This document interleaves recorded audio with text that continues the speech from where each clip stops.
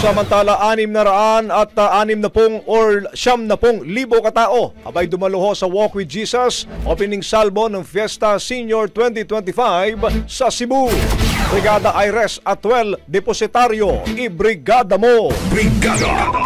Live report!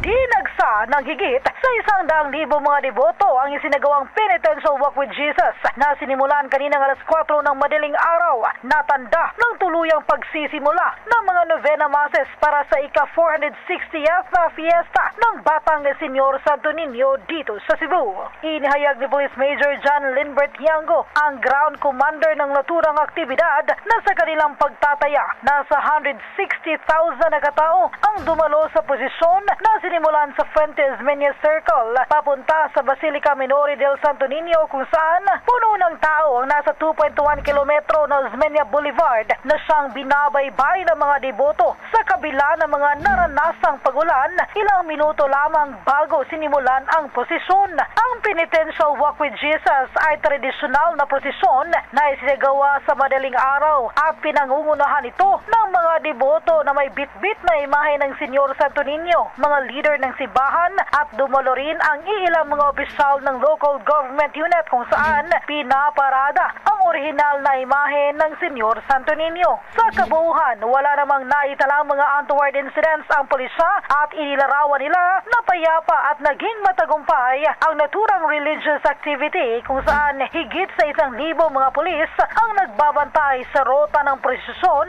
hanggang sa simbahan at tumulong sa kanila ang mga tauhan ng Bureau of Fire Protection, Philippine Army, Philippine Navy at iba pang mga law enforcement agencies.